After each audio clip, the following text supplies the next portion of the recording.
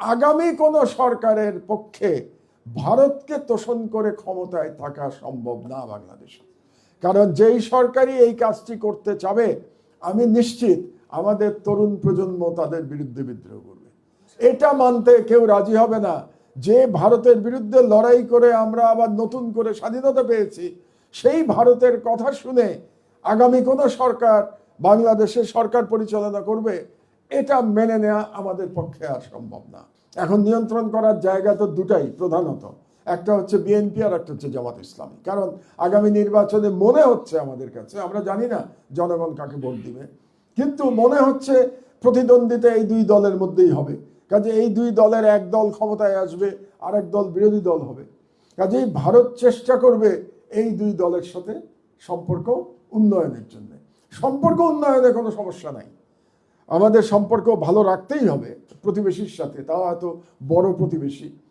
কিন্তু তার মানে এই না যে আমরা সেই প্রতিবেশীর কথা শুনে আমাদের চলতে হবে।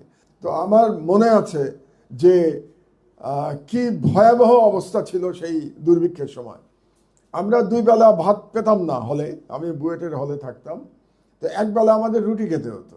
যাক, রুটি খাওয়া কোনো খারাপ জিনিস না, কিন্তু কথা হচ্ছে যে বাস্তবতা ছিল যে চাল ছিল না।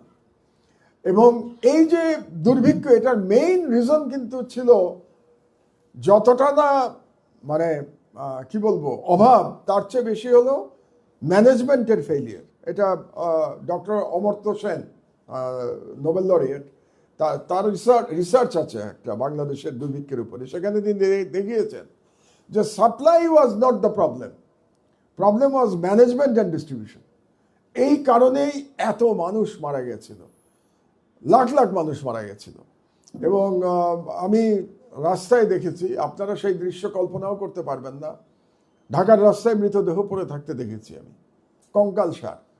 ঢাকা স্টেডিয়ামের যে টা দেখেন, পুরনো স্টেডিয়াম ঢাকা, যেখানে ফুটবল খেলা হয়, ক্রিকেট তো হয় না এখন ওখানে। ঢাকা স্টেডিয়ামে দেখা যেত যে ওই বারান্দার মধ্যে বাবা মা সন্তান মরে পড়ে আছে। মানে ভয়ঙ্কর, এটা কল্পনা করা যাবে না ওই দৃশ্য।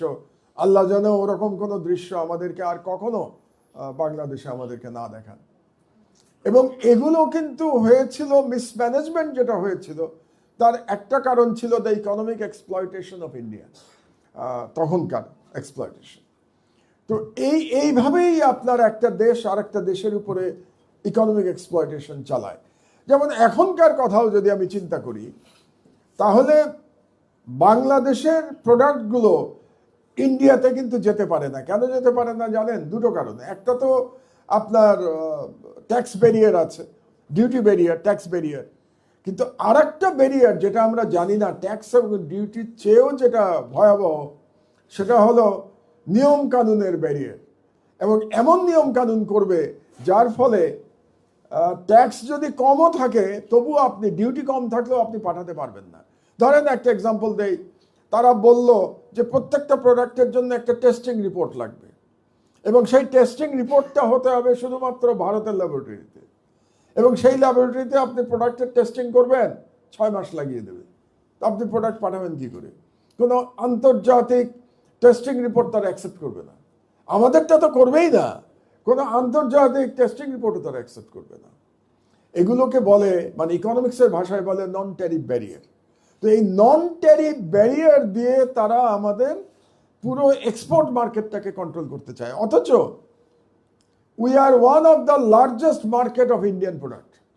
ইন্ডিয়ান প্রোডাক্ট সব থেকে বেশি বাংলাদেশে আসে। আর একটা এক্সাম্পল দিই, রিসেন্ট এক্সাম্পল দিচ্ছি আপনাদেরকে। আমাদের দেশে বিপুল সংখ্যায় ভারতীয় নাগরিক চাকরি করে, জানেন তো? এটা যারা গার্মেন্টসে আছেন তারা বেশি করে জানবেন। তথাকথিত এক্সপার্টরা বাংলাদেশে লক্ষ লক্ষ, আমার কাছে এক্সাক্ট ফিগার নাই, তবে আমার ধারণা 10 লাখের উপরে তো বটে, মিনিমাম 1 মিলিয়ন। এবং তারা চাকরি করে, এরা ওয়ার্ক পারমিট নিয়ে চাকরি করে। আর যারা ওয়ার্ক পারমিট ছাড়া বেআইনিভাবে চাকরি করে তাদের সংখ্যা আরও ধরেন 1 মিলিয়ন। তাহলে দুটো মিলে তো 2 মিলিয়ন ইন্ডিয়ান তো এই দেশে কাজ করে খাচ্ছে। অথচ বাংলাদেশের মানুষের সাথে ইন্ডিয়াতে কি ব্যবহার করা হচ্ছে। মুস্তাফিজুর রহমানকে নিয়ে আপনারা দেখলেন ক্রিকেটে কি হয়েছে। যে এক মুস্তাফিজকে তারা সেখানে খেলতে দিল না। আমার খুব অবাক লাগে, মাঝে মাঝে মনে হয় আমাদের আত্মসম্মানের অভাব আছে। আমাদের ক্রিকেটাররা এটার জন্য যে রিয়াকশন দেখানোর কথা ছিল সেটা দেখান নাই। উল্টো তারা বাংলাদেশ ক্রিকেট কন্ট্রোল বোর্ডের বিরুদ্ধে তারা লড়াই করছেন। একটা জিনিস মনে রাখবেন, আমি সবাইকে বলছি, বা একটা রাষ্ট্রের মর্যাদার চেয়ে একটা খেলার দাম বেশি হতে পারে না। কাজে এটা আমাদের মনে রাখা উচিত এবং এটা নিয়ে আমাদের আওয়াজ তোলা উচিত। রাষ্ট্রের মর্যাদা সবার উপরে, এবং তার জন্যে কোনো ব্যক্তি কিংবা কোনো টিম কিংবা একটা খেলা এটাকে আমাদের ভুলে যাওয়া উচিত। সুতরাং মর্যাদাটাকে আমাদের সমুন্নত রাখতে হবে। তো এই যে আপনাকে ইকোনমিক এক্সপ্লয়টেশন দেখালাম, যে তাদের লোক বাংলাদেশে চাকরি করছে বিনা বাধায়, কিন্তু আমাদের একজন ক্রিকেটার তাদের দেশে খেলতে পারবে না। এবং তারা যে যুক্তি দেখালো সেটা সম্পূর্ণ মিথ্যা। কি এই দেশে সংখ্যালঘুদের উপর অত্যাচার হচ্ছে? প্রথমত এই দেশে সংখ্যালঘুদের উপরে কোনো অত্যাচার হচ্ছে না। হ্যাঁ, কোনো কোনো সংখ্যালঘু আক্রান্ত হয়েছেন, নিহতও হয়েছেন, এবং যেগুলো হয়েছে সেগুলোর আমরা তীব্র নিন্দা জানাই, তাদের সাজা দাবি করি আমরা। কিন্তু অধিকাংশ ক্ষেত্রে এই যে অত্যাচারগুলো হয়েছে এটা পলিটিক্যাল কারণে হয়েছে অথবা ইকোনমিক কারণে হয়েছে, আইদার পলিটিক্যাল আর ইকোনমিক। খুব কম ক্ষেত্রেই এটা ধর্মের কারণে হয়েছে, বিচ্ছিন্ন একটা দুটো ঘটনা হতে পারে, কিন্তু এটা গেল একটা। দ্বিতীয় হচ্ছে, এরকম একটা দুটো বিচ্ছিন্ন ঘটনার জন্য বলার কোনো মরাল রাইট ইন্ডিয়ার নাই। কারণ পৃথিবীতে সব থেকে বেশি জুলুম সংখ্যালঘুদের প্রতি যে দেশে করা হয় সেই দেশটির নাম ইন্ডিয়া। তো যে দেশে, এবং ওই দেশে যারা সরকার আছে সেই সরকার টিকেই আছে মুসলিম হেইটের মাধ্যমে। তাদের যে পলিটিক্যাল ন্যারেটিভ, সেই ন্যারেটিভের প্রধান বক্তব্যটাই হচ্ছে মুসলমানদের প্রতি ঘৃণা ছড়ানো। তো যে দেশ নিজের দেশের সংখ্যালঘুদের উপর অত্যাচার করছে, সেই দেশ আরেকটি দেশের সংখ্যালঘু নিয়ে কথা বলার কোনো মরাল রাইট রাখে না। তো এই যে বাংলাদেশের উপরে যে হেজেমনিক তাদের যে আক্রমণ, এটা অব্যাহত আছে। পলিটিক্যাল যে হেজেমনিক কন্ট্রোল তাদের ছিল সেটা আপাতত শেষ হয়েছে শেখ হাসিনার পতনের মধ্য দিয়ে। এবং আপনারা জানেন, এটা আগেও বলেছি, বিভিন্ন জায়গায় আলোচনা হচ্ছে যে বাংলাদেশে 15 বছর ধরে যে একটা অনির্বাচিত একটা ফ্যাসিস্ট রেজিম আমাদের উপরে অবর্ণনীয় নির্যাতন চালিয়েছে, বাংলাদেশের প্রত্যেকটা স্টেট অ্যাপারেটাস ধ্বংস করে দিয়েছে। এটা সম্ভব হয়েছে শুধুমাত্র ভারতের কারণে। ভারত যদি শেখ হাসিনা এবং আওয়ামী লীগকে এরকম ব্ল্যাঙ্ক চেক, এরকম সাপোর্ট না করত, তাহলে হাসিনার পক্ষে 15 বছর ক্ষমতায় টিকে থাকা সম্ভব ছিল না। সুতরাং, এবং এটা কেন করেছে ভারত? এই কারণে করেছে যাতে করে বাংলাদেশ ভারতের একটা অলিখিত উপনিবেশে পরিণত হয়। এবং আসলেই তো অলিখিত উপনিবেশে পরিণত হয়েছিল। বাংলাদেশের কোনো সিদ্ধান্ত নেওয়ার ক্ষমতা ছিল না। আপনাদের তো মনে আছে যে শেখ হাসিনা বলেছিলেন যে আমি ভারতকে যা দিয়েছি সেটা ভারত কোনোদিন ভুলবে না, হুইচ ইজ ট্রু। পুরো বাংলাদেশই ভারতকে তুলে দেওয়া হয়েছিল। পুরো বাংলাদেশের নিয়ম নীতি, আমাদের ইকোনমি, আমাদের ফ্রিডম, এভরিথিং ভারতের হাতে সমর্পণ করে দেওয়া হয়েছিল, দিল্লির হাতে। তো এইভাবেই বাংলাদেশকে তারা কুক্ষিগত করতে সক্ষম হয়েছিল। এই প্রসঙ্গে আরেকটা এক্সাম্পল আপনাদেরকে দিয়ে রাখি, উইচ ইজ ভেরি রেলিভেন্ট। সেটা হলো যে ভারত এই উপমহাদেশের দুটো দেশকে সহায়তা করেছিল তাদের নিজেদের দেশে যুদ্ধ করবার জন্য, বা গৃহযুদ্ধের সহায়তা করেছিল। একটা হলো শ্রীলঙ্কা, আর একটা হলো বাংলাদেশ, বা তদানীন্তন ইস্ট পাকিস্তান। এবং 1971-এ আমাদের যারা মুক্তিযোদ্ধা ছিলেন তারা ভারতেই ট্রেনিং নিয়েছেন, ভারতের সহায়তা পেয়েছেন, ভারত থেকে অস্ত্রশস্ত্র পেয়েছেন, এবং শেষ পর্যন্ত ভারতীয় সেনাবাহিনী এসে যুদ্ধ করে পাকিস্তানকে পরাজিত করেছে এবং আমরা স্বাধীন হয়েছি। কিন্তু লক্ষ্য করবার বিষয় হলো, শ্রীলঙ্কাতেও ভারত একই কাজ করেছে। শ্রীলঙ্কার যে সিভিল ওয়ার, সেখানে যে তামিল টাইগার যারা ছিল, যারা তামিলরা যুদ্ধ করছিল শ্রীলঙ্কানদের সাথে, সিংহলীদের সাথে, সেই তামিল টাইগার তৈরি হয়েছে ভারতের মাটিতে। তামিল টাইগারকে ট্রেনিং দিয়েছে তাদেরকে আর্মস সাপ্লাই করেছে ভারত, এবং তাদেরকে আন্তর্জাতিকভাবে ডিপ্লোম্যাটিক্যালি সাপোর্ট করেছে ভারত। এবং এই যুদ্ধ শুরু হয়েছিল 80-র দশকের মাঝামাঝি। তার মানে আমরা স্বাধীন হওয়ার ধরেন 10-12 বছর পর থেকে শুরু হয়েছিল শ্রীলঙ্কায়। কিন্তু শ্রীলঙ্কায় খেয়াল করে দেখুন, ভারত কিন্তু শ্রীলঙ্কাকে ডিভাইড করে নাই। ভারত শ্রীলঙ্কাকে ডিভাইড না করে তারা ওদের সিভিল ওয়ার এক ধরনের জিয়ে রেখেছিল দীর্ঘ সময়। এবং শেষ পর্যন্ত যখন তামিল টাইগাররা পরাজিত হলো 2009 সালে, ওদের যে নেতা প্রভাকরণ নিহত হলেন পরিবার সহ, তখন কিন্তু ভারতীয় সেনাবাহিনী প্রভাকরণকে বাঁচানোর জন্য শ্রীলঙ্কায় যায় নাই। তার মানে ভারত চেয়েছিল সিভিল ওয়ার চলুক শ্রীলঙ্কায়, যাতে শ্রীলঙ্কা দুর্বল থাকে, যাতে শ্রীলঙ্কা ভারতীয় কন্ট্রোলের মধ্যে থাকে।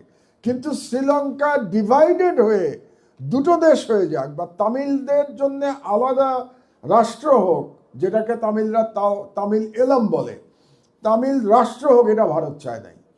কেন চায় নাই? না চাওয়ার কারণ হলো, ভারতের যে দক্ষিণাঞ্চল তামিলনাড়ু এবং শ্রীলঙ্কার যে তামিল অঞ্চল তামিল এলাম, এদের মধ্যে same culture, same language, same religion. সুতরাং ভারতের মাথায় একটা ভয় ছিল যে যদি শ্রীলঙ্কা ভাগ হয়ে তামিলদের জন্য আলাদা রাজ্য তৈরি হয়, তাহলে ভারতের তামিলনাড়ু রাজ্য একসময় বেরিয়ে গিয়ে একটা গ্রেটার তামিল ল্যান্ড তৈরি হবে। তার মানে ভারতের একটা অংশ স্বাধীন হয়ে যাবে। এবং ভারতের একটা অংশ যদি স্বাধীন হওয়া শুরু হয়, তখন ভারতের অন্যান্য অংশেও কিন্তু বিচ্ছিন্নতাবাদী আন্দোলন বেড়ে যাবে। এই কারণে তারা চায় নাই যে শ্রীলঙ্কা ভাগ হয়ে তামিলদের জন্য স্বাধীন একটা দেশ হোক। তাহলে বাংলাদেশের ক্ষেত্রে কেন তারা চাইল? কারণ বাংলাদেশের পাশেও তো পশ্চিমবঙ্গ আছে। তো সেটা নিয়ে ভারত ভয় পেল না কেন, যে পশ্চিমবঙ্গ তো বাংলাদেশের সাথে মিশে গিয়ে গ্রেটার বেঙ্গল করে ফেলতে পারে। এই কারণেই ভয় পায় নাই, কারণ বাংলাদেশের 90% মানুষ মুসলমান, আর পশ্চিমবঙ্গের 70% মানুষ হিন্দু, 30% মুসলমান। কাজে তারা বুঝেছিল যেহেতু ধর্মের পার্থক্য আছে, সেই কারণে পশ্চিমবঙ্গ এবং বাংলাদেশের এক হওয়ার সম্ভাবনা নাই। এই কারণে বাংলাদেশকে স্বাধীন করলে তাদের ভারত ভাগ হয়ে যাওয়ার কোনো কোনো আশঙ্কা ছিল না, কিন্তু শ্রীলঙ্কার ক্ষেত্রে ছিল। এটাও খুব ইন্টারেস্টিং জিওপলিটিক্যাল স্ট্র্যাটেজি। বুঝতে হলে আপনাদের এই বিষয়টা বুঝতে হবে। তো শ্রীলঙ্কার উপরেও ভারত কিন্তু বিভিন্ন সময় তার হেজেমনিক কন্ট্রোল এস্টাবলিশ করতে চেয়েছে, কিন্তু পারে নাই। এখন অবশ্য পারছে না। তার একটা প্রধান কারণ হচ্ছে শ্রীলঙ্কাতে আবার চীনের প্রভাব আছে। তো ভারতের সাথে চীনের একটা লড়াই চলছে জিওপলিটিক্যাল কন্ট্রোল এস্টাবলিশ করার জন্যে। সেই লড়াই চলছে শ্রীলঙ্কায়।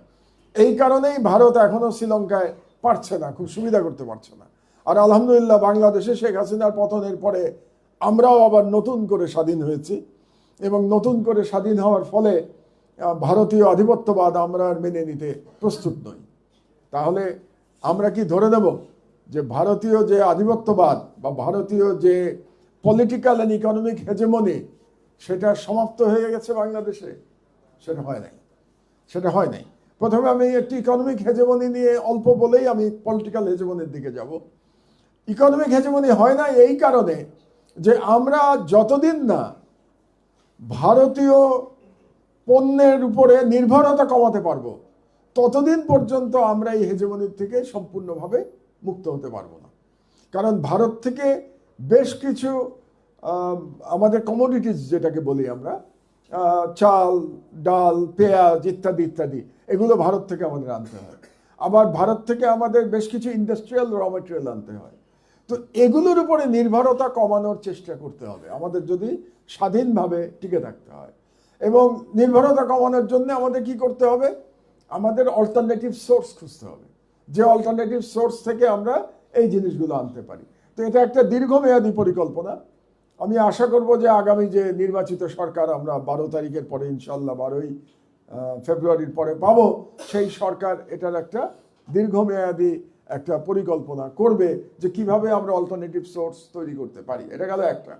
দ্বিতীয় হচ্ছে, ভারতের উপরে আবার আরেকটা ডিপেন্ডেন্স আছে আমাদের, সেটা হলো যে আমরা চিকিৎসার জন্য, লেখাপড়ার জন্য আমরা ভারতে যাই। তো সেটারও অল্টারনেটিভ জায়গা আমাদেরকে, ডেস্টিনেশন আমাদেরকে বের করতে হবে। তো মোটামুটি যদি শিক্ষা এবং চিকিৎসা এই দুটো ডেস্টিনেশন আমরা অল্টারনেটিভ পেয়ে যাই, অ্যান্ড কমোডিটিস অ্যান্ড ইন্ডাস্ট্রিয়াল র ম্যাটেরিয়ালের জন্য অল্টারনেটিভ সোর্স পেয়ে যাই, তখন আমরা ভারতকে বলতে পারবো এবার সমানে সমানে লড়াই হবে। ইকোনমির ক্ষেত্রে, আমি অর্থনীতির কথা বলছি। এটা গেল অর্থনীতি। এখন আসি আমি পলিটিক্যাল হেজেমনি। ভারত এখন কি করবে বাংলাদেশে? আপনারা হলে কি করতেন? একটু নিজেদেরকে প্রশ্ন করতে হবে যে আমরা হলে কি করতাম। যে ওই যে বলে না, আমাদের এত সাজানো বাগান শুকিয়ে গেল। তো এই যে সাজানো বাগান শুকিয়ে গেল, তো বাগান তো ছাড়তে ইচ্ছে করে না, তো বাগান তো আমার ফিরে পেতে হবে, তাই না? তাহলে আমি ভারতের যদি কি বলবো প্ল্যানার হতাম, তাহলে তো আমি চিন্তা করতাম যে আবার কি করে মানে এই বাংলাদেশে আমরা পলিটিক্যাল কন্ট্রোল রিএস্টাবলিশ করতে পারি। তাহলে এটা করার একটা উপায় হচ্ছে অনুপ্রবেশ করা, ইনফিলট্রেশন। কোথায় অনুপ্রবেশ করবেন আপনি? একটা অনুপ্রবেশ করবেন আপনি স্টেট যে ইনস্টিটিউশন আছে তার ভিতরে আপনি অনুপ্রবেশ করবেন, আপনি ব্যুরোক্রেসিতে অনুপ্রবেশ করবেন, আপনি মিডিয়ায় অনুপ্রবেশ করবেন, আপনি মিলিটারিতে অনুপ্রবেশ করবেন। তো তার মধ্যে বাংলাদেশের জন্য দুর্ভাগ্য যে বাংলাদেশের মিডিয়াতে বহু আগে থেকেই ভারতীয় অনুপ্রবেশ সম্পন্ন হয়ে গেছে।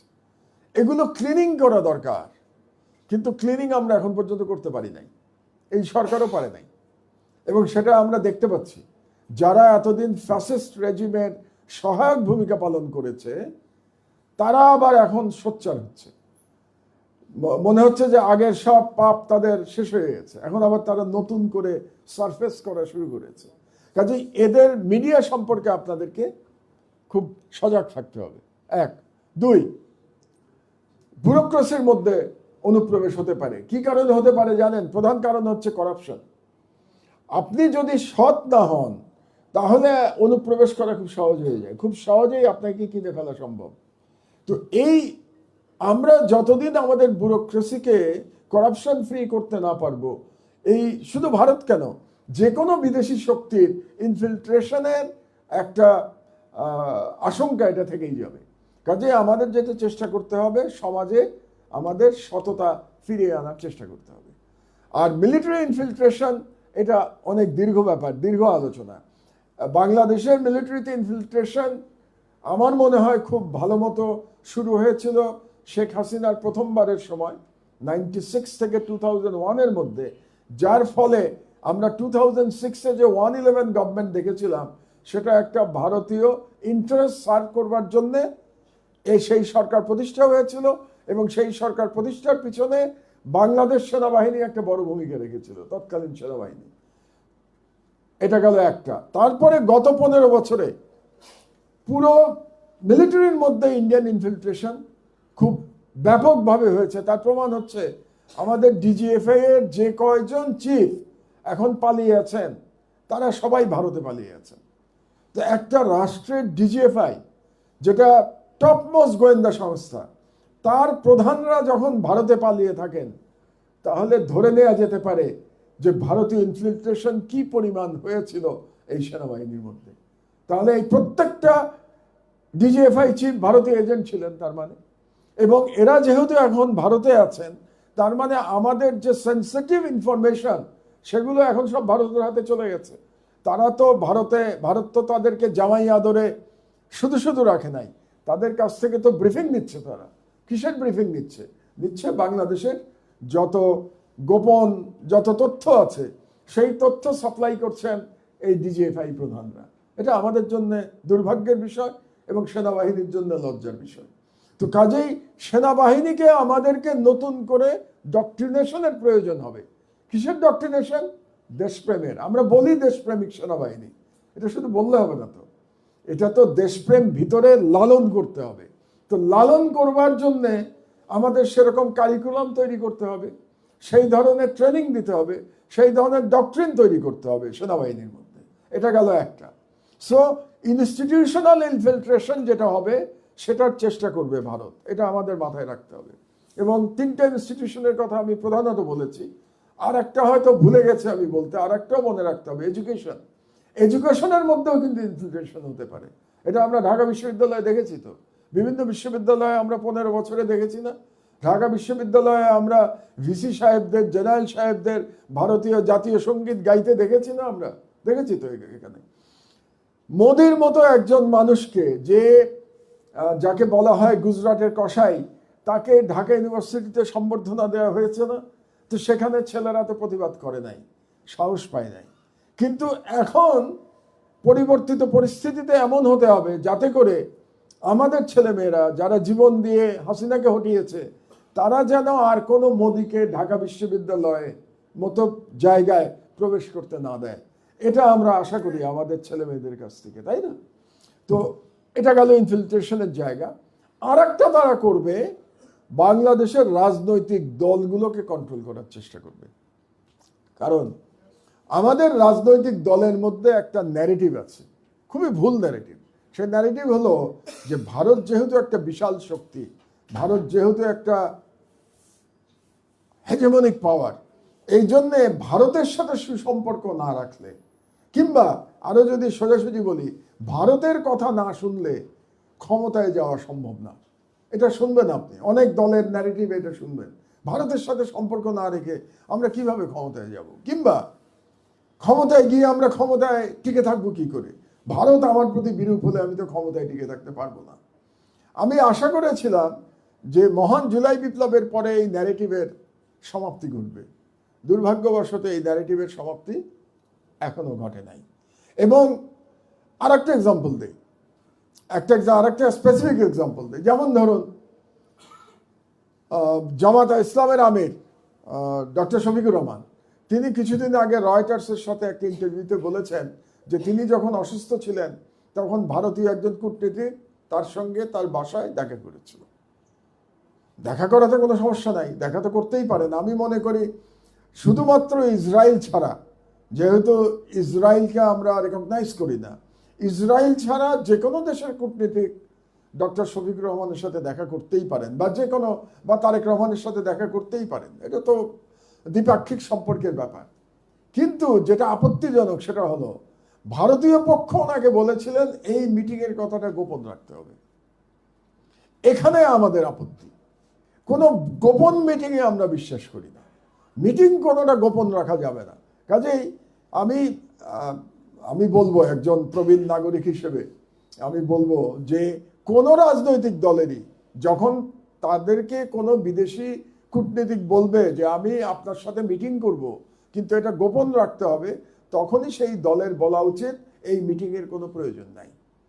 জামাত ইসলামীও যেদিন ভারত সরাসরি মিটিং করবার হিম্মত দেখাবে বা তাদের সিদ্ধান্ত নেবে যে মিডিয়ার সামনে মিটিং হবে, মিডিয়াকে বলে মিটিং হবে, মিডিয়াকে ব্রিফিং করে মিটিং হবে, সেই দিনই শুধু সেই রাজনৈতিক দলের ভারতীয় কূটনীতিকদের সাথে দেখা করা উচিত।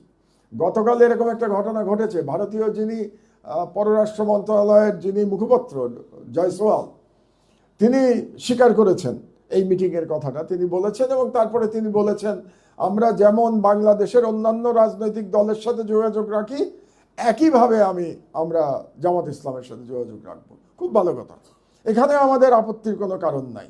কাজে আমার মনে হয় এই একটি ঘটনার থেকে, যেখানে বলা হয়েছিল যে ভারত বলেছে জামাতের আমিরকে যে এই মিটিংয়ের কথা বলা যাবে না, এখান থেকে আমাদের প্রত্যেকটা রাজনৈতিক দলের শিক্ষা গ্রহণ করা উচিত যে ভারতের সাথে এরকম গোপন মিটিং জনগণের কাছে গ্রহণযোগ্য না।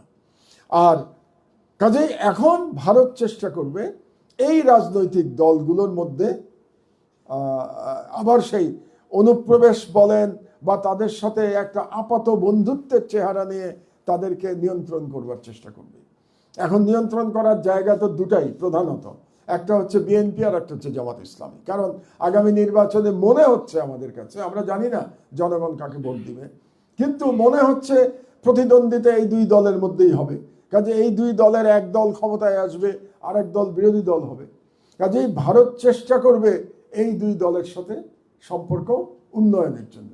সম্পর্ক উন্নয়নে কোনো সমস্যা নাই, আমাদের সম্পর্ক ভালো রাখতেই হবে প্রতিবেশীর সাথে, তাও হয়তো বড় প্রতিবেশী।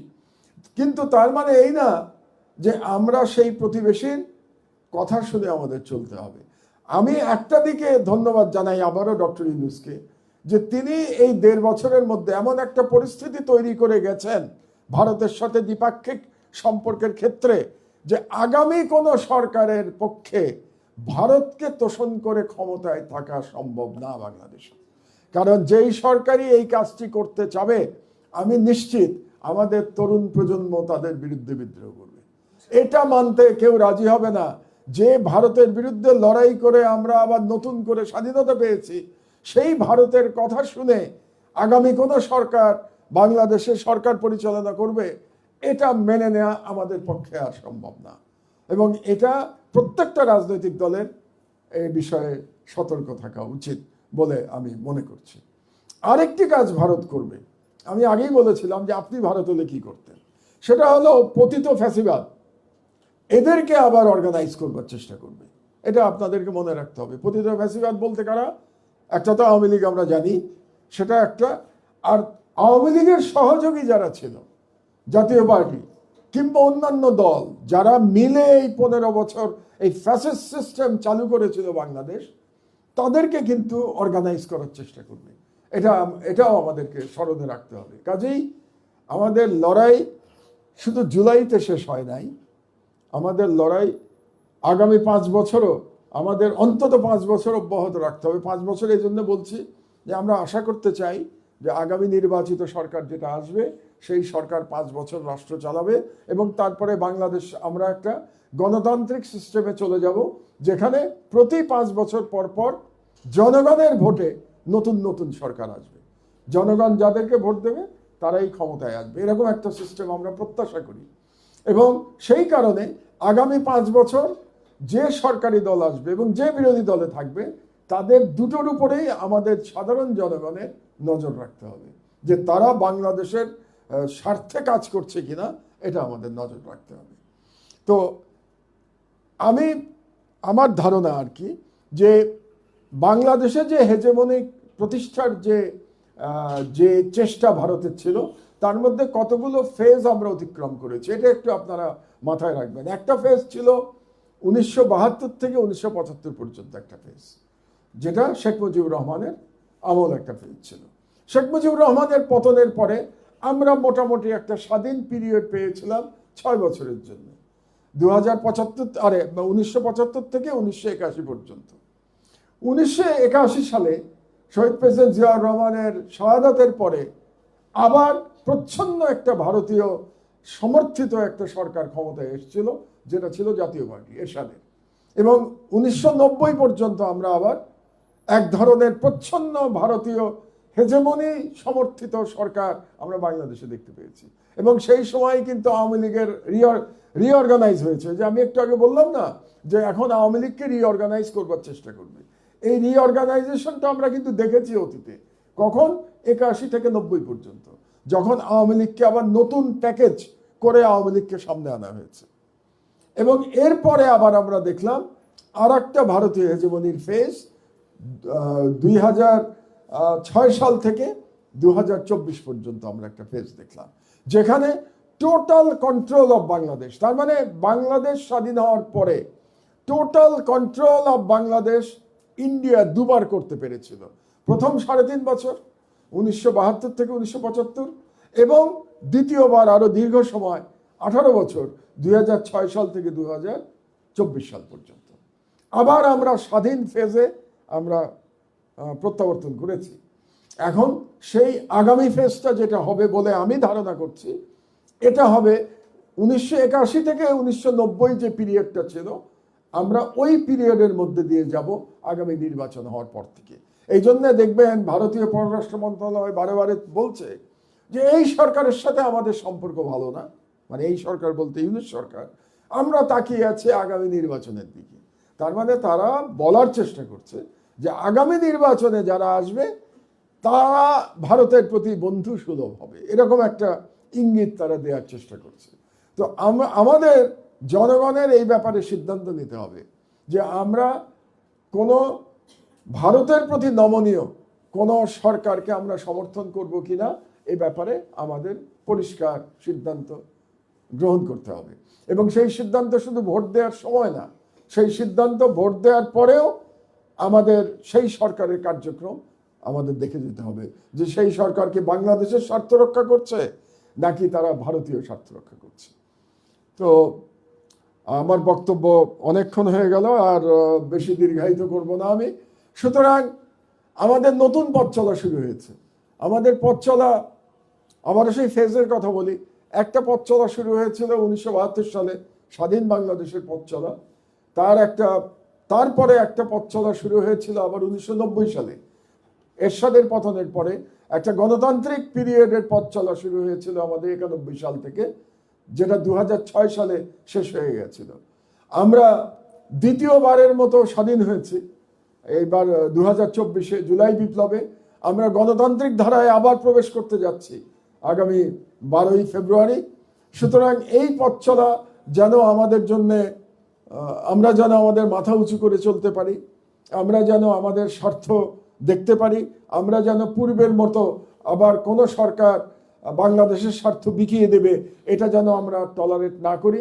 এবং আমরা তো জীবন দিতে শিখে গেছি, তাই না? বুলেটের সামনে দাঁড়ানো শিখে গেছি। আমরা তো আবু সাইদকে দেখেছি যে বুলেটের সামনে কিভাবে দাঁড়িয়ে পড়তে হয়। আমরা কিছুদিন আগে ওসমান হাদির শাহাদাত দেখেছি, যে ওসমান হাদি ভারতীয় আধিপত্যবাদের বিরুদ্ধে কথা বলে আবারও জীবন দিয়েছে।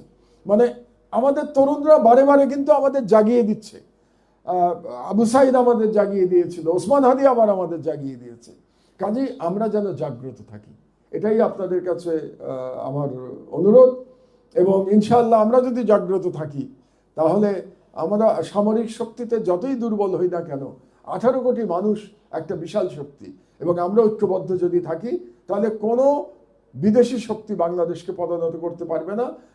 এবং আমরা কোনো ভারতীয় হেজেমনিকে বাংলাদেশে সফল হতে দেব না ইনশাআল্লাহ। তো আপনারা 3 মাস ধরে যে লেখাপড়া করলেন এটা চর্চা করবেন। এবং আজকে আমি আপনাদেরকে একটা বইয়ের লিস্ট দিয়েছি। আমি বলেছিলাম আপনাদেরকে একটা বইয়ের তালিকা দেব, 50টা বইয়ের একটা তালিকা দিয়েছি। তালিকা দেখে ঘাবড়ে যাবেন না, 50টা বই এখনই পড়ার দরকার নাই। তো এই 50টা বই পড়া দরকার কোনো না কোনো সময়। একটা টার্গেট নিয়ে নেন যে আগামী 5 বছরে আপনারা এই 50টা বই পড়বেন। এই 50টা বই পড়লে মোটামুটি আপনারা জিওপলিটিক্স, হেজেমনি এবং সাউথ এশিয়ার ইতিহাস মোটামুটি জানতে পারবেন বলেই আমার ধারণা। এবং এর বাইরে আমি মনে করছি যে আমাদের আরও যারা ইনস্ট্রাক্টর ছিলেন তারাও হয়তো কিছু আলাদা বইয়ের তালিকা আপনাদেরকে দেবেন, সেগুলো আপনারা পড়বার চেষ্টা করবেন। আসলে পড়ার কোনো শেষ নাই। এবং আমার তো মনে হয় যে আমি এখন যদি রিটায়ার করতে পারতাম খুব ভালো হতো, যে বাকি জীবনটা যদি শুধু বই পড়ে কাটিয়ে দিতে পারতাম। কিন্তু সেটা করতে পারছি না, নানা রকম দায়িত্ব আছে, বয়স অনেক হয়ে গেছে, তারপরেও দায়িত্ব থেকে এখনই রিটায়ার করতে পারছি না আর কি। করতে পারলে ভালো হতো। আসলেই আমার এখন ইচ্ছে করে যে আমি সকালে উঠবো, বই পড়বো, চা খাবো, আবার রেস্ট দিব, আবার বই পড়বো, বই পড়ে পড়ে সারাদিন কাটিয়ে দেবো বাকি জীবন। জানি না আল্লাহ কি ভবিষ্যৎ আমার জন্য নির্ধারণ করেছেন। আমার জন্য দোয়া করবেন, আর আপনাদের সবার জন্য দোয়া, স্নেহ এবং শুভেচ্ছা। আল্লাহ হাফেজ। বাংলাদেশ জিন্দাবাদ।